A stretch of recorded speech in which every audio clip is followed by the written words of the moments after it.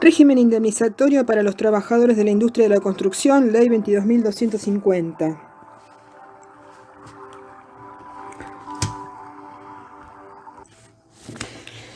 Las relaciones laborales de los trabajadores de la actividad de la construcción se encuentran reguladas por la Ley 22.250. Esta norma constituye un régimen especial que instituye el llamado Fondo de Cese Laboral, el cual, aunque no es técnicamente una indemnización, ha desplazado al régimen indemnizatorio de la LCT. Se ha considerado que este Fondo de Cese Laboral es sustitutivo del régimen de estabilidad de la Ley de Contrato de Trabajo porque la citada ley responde a las características de la actividad de la construcción y la consiguiente transitoriedad de la obra, prescindiendo considerar el despido como acto ilícito generador de un resarcimiento tarifado. Así dice la Cámara de Apelaciones de Trabajo de Tucumán en caso Rojas contra Rondó.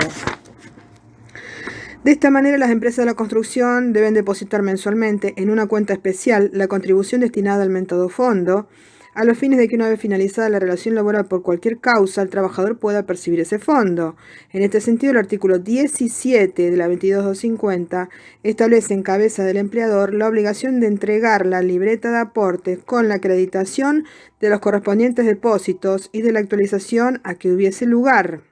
Artículo 30 de esa norma, de la 22.250. Y el incumplimiento va a producir una mora automática, quedando expedita la acción judicial para que al trabajador se le haga entrega de la libreta, se le depositen los aportes correspondientes o se le efectúe el pago directo cuando sí corresponda. Eso es el artículo 18. En caso de ante incumplimiento de lo dispuesto en el artículo 17, o sea, entrega de la libreta, el trabajador intimar al empleador por 2 días hábiles constituyéndolo en mora, se hará acreedor de una indemnización en los términos del artículo 18. Se ha sostenido que la obligación de entrega de la libreta de aportes es verdad, es efectiva, por lo que corresponde el pago de la indemnización del artículo 18 cuando el empleador, habiendo sido intimada por el trabajador a efectos de que haga entrega de esa libreta de aporte, se limitó a acompañar este documento de la libreta de aporte al contestar la demanda, porque tal proceder no se condice con lo establecido con la norma de la 22.250, la cual permite consignar la libreta en el registro que prevé ese estatuto. Eso lo dijo la Cámara Nacional de Trabajo en la Sala Sexta, un fallo del año 2007.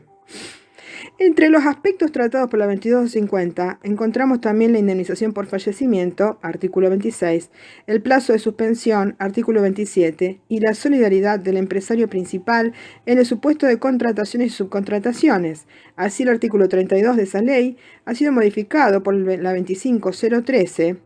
que le pone el texto actual del artículo 30 de la Ley de Contrato de Trabajo. En cuanto a aspectos no contemplados expresamente por la 22.250, es importante puntualizar que la norma declarada compatible debe poder formar un plexo funcional con la Ley 22.250, pues va a originar con él un subsistema de normas.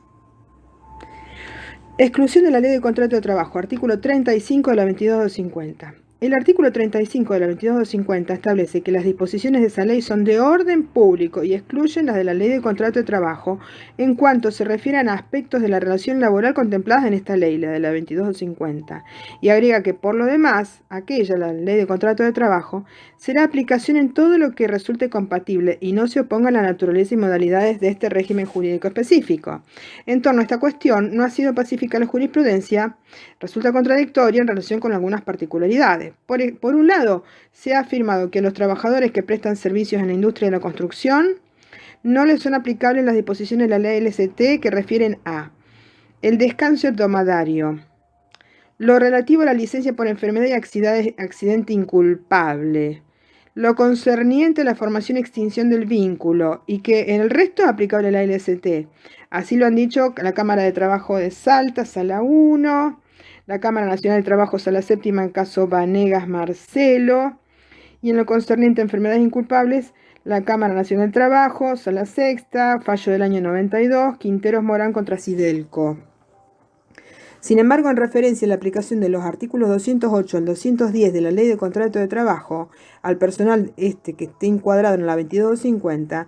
hay pronunciamientos a favor y en contra, aunque la primera de las posturas no es la prevaleciente, la de favor.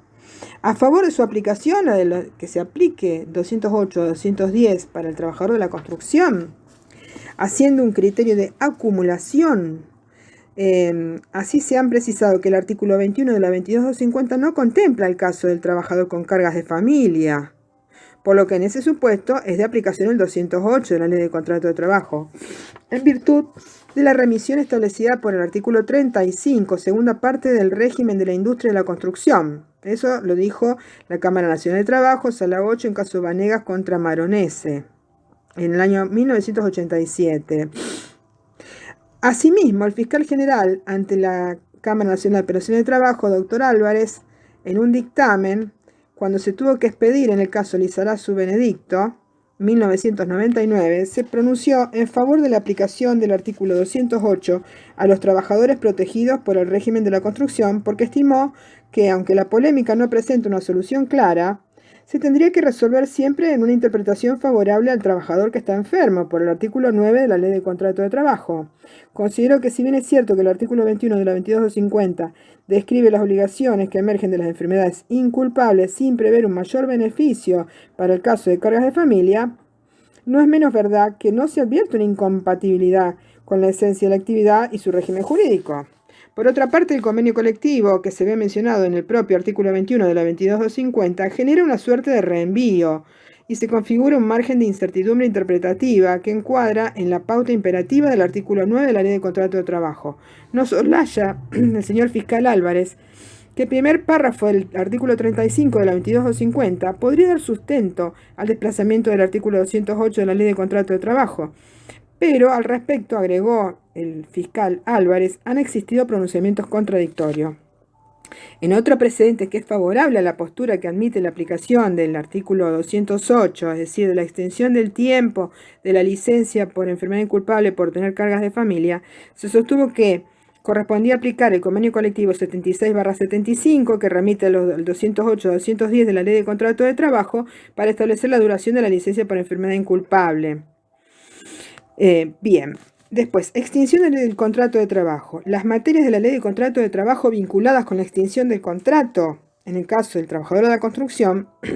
siempre se han considerado incompatibles con la 22.250. Así, la indemnización prevista en el artículo 212 de la Ley de Contrato de Trabajo no es compatible con el régimen de la 22.250, porque además de no otorgar estabilidad a los trabajadores de la construcción, en su artículo 35 excluye la aplicación de la Ley de Contrato de Trabajo en cuanto se refiere a aspectos de la relación laboral contemplados en ella, autorizándola solo en lo que resulte compatible y no se oponga a la naturaleza y modalidades de este régimen. En tal sentido, resulta incompatible con el régimen de la construcción la disposición del 212, párrafo 3 de la Ley de Contrato de Trabajo, que establece el pago de la indemnización equivalente a la prevista en el 245 de la Ley de Contrato de Trabajo, en el caso de disminución efectiva de la capacidad laboral del trabajador, cuando el empleador, pudiendo no asignarle tareas compatibles, ya que dicha indemnización no es distinta de la que se prevé por el despido arbitrario. Ahora bien, sin prejuicio de que no es la postura mayoritaria, cabe mencionar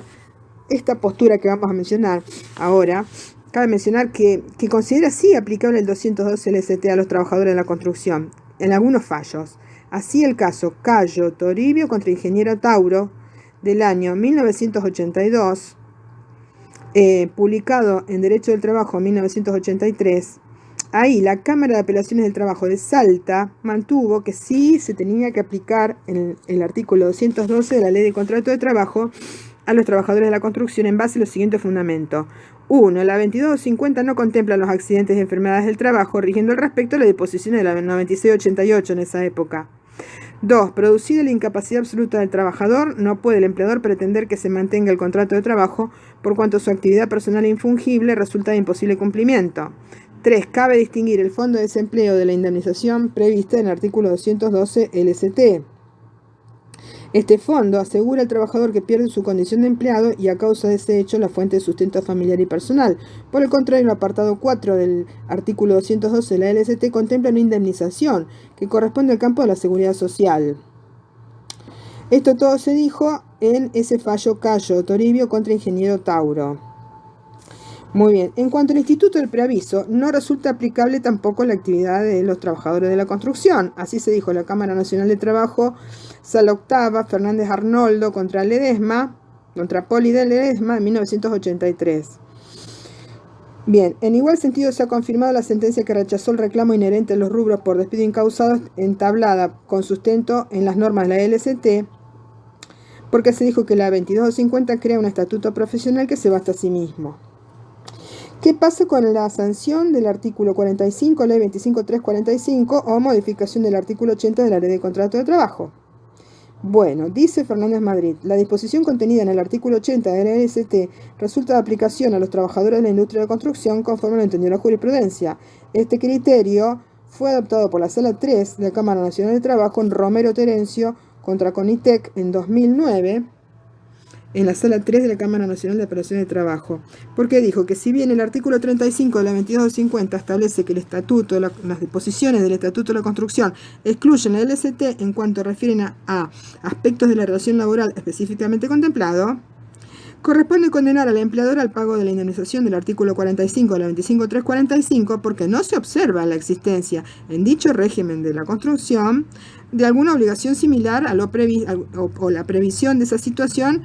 mencionada en el artículo 80 de la Ley de Contrato de Trabajo. Esta misma postura sostuvo la Sala Séptima de la Cámara Nacional de Apelaciones de Trabajo por considerar que si bien de acuerdo al Estatuto de la Construcción el empleador tiene la obligación de entregar al dependiente las constancias de acuerdo a lo determinado en los artículos 13 y 14, esto no es menos cierto que el cumplimiento de dicha obligación no exime al principal de la obligación de extender la documentación eludida en la LST, lo cual no es incompatible con la naturaleza y modalidades de la actividad en cuestión. Esto se dijo en Cámara Nacional de Apelaciones de Trabajo, Sala Séptima, año 2009, Centurión Domingo contra Ro Construcciones S.A. Respecto de las multas de la Ley 24013, Ley Nacional de Empleo, en cuanto a las multas previstas en la 24013, se ha considerado viable su procedencia cuando el trabajador de la construcción no ha sido registrado o lo ha sido deficientemente en los términos de dicha normativa, y entonces se han considerado procedentes las multas de la Ley Nacional de Empleo, considerando que estas son complementarias del régimen especial de la 2250. Ello así en tanto las referidas multas tienen diverso objeto que el previsto en los artículos 18 y 19 de la 2250, y hay compatibilidad entre los distintos regímenes. Entonces han de aplicarse las normas de los distintos sistemas legales. Cámara Nacional de Apelaciones de Trabajo, fallo del año 2001, Sala 2, Flores José contra TEL S.A.